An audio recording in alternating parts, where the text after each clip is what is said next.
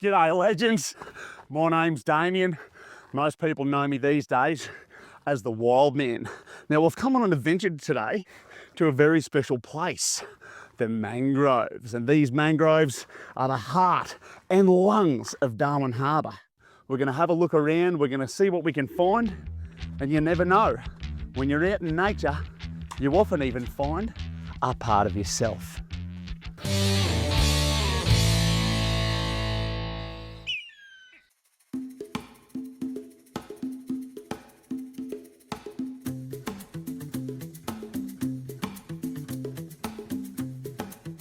They may not look like much at first glance with all the mud, the roots, the mozzies and the salt, but these mangrove forests are alive.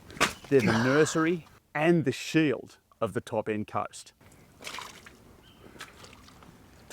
Height of the tide that comes in and out of this harbour. If you can get, 4 or 5 metres on an average day, 8 metres on a king tide.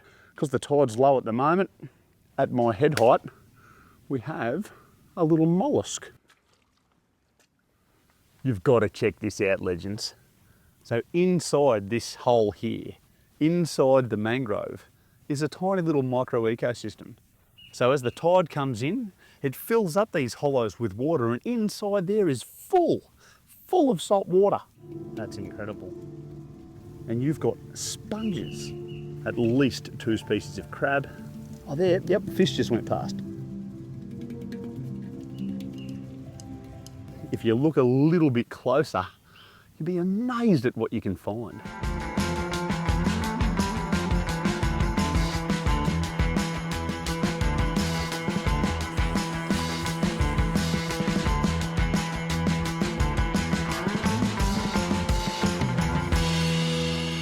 Are you getting this, mate? How good's this? We've got an archerfish, that little fish with the black spots on it. This creek behind me is the perfect spot to chuck in a crab pot or go fishing for barramundi. However, with a lot of stormwater runoff and industrial pollutants getting into these creeks, that pollutant ends up on your dinner plate. Whew. Oh. Far out. How good is it? How good is it? It's hard work walking through those mangroves, but I don't know, I just feel alive. I feel alive out here. It's an interesting thing, nature. A lot of people view it as being this harsh, unforgiving place, and it most certainly can be. But from my own personal experience, like as a kid, a lot of times, home, the place you're supposed to call home anyway, didn't feel like home. That was the harsh and unforgiving space. That was the space I wanted to get away from.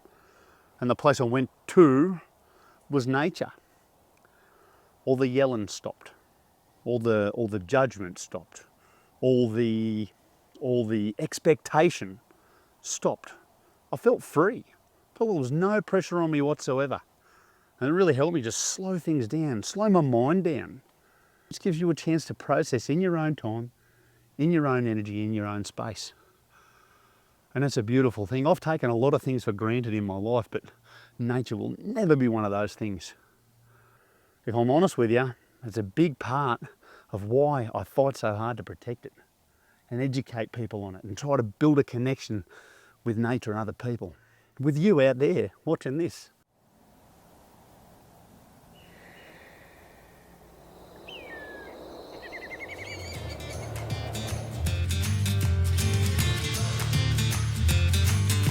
Now, for Territorians, the mangroves aren't just about the wildlife, they're about the lifestyle.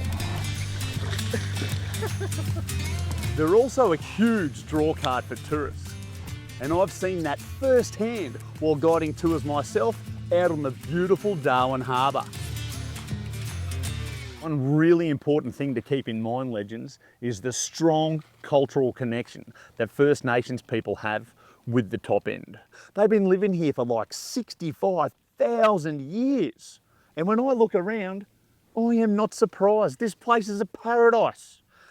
Mangroves are more than just trees.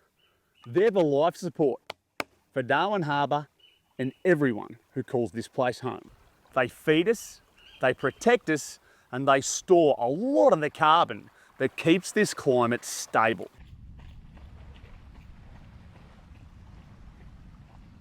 The mangroves surrounding our harbour are under pressure. There are big plans for industrial development and for coastal expansion. With the climate getting hotter and sea levels creeping higher, these really important coastal ecosystems are feeling the strain. When I was young, nature pulled me out of a really rough place. So nowadays, I try to give some of that energy back. And when you start to realise that every manta, every crab and every ripple is part of something bigger, that's when you understand why we need to protect it. And I, for one, have the utmost confidence that if we work together, we can achieve anything. You!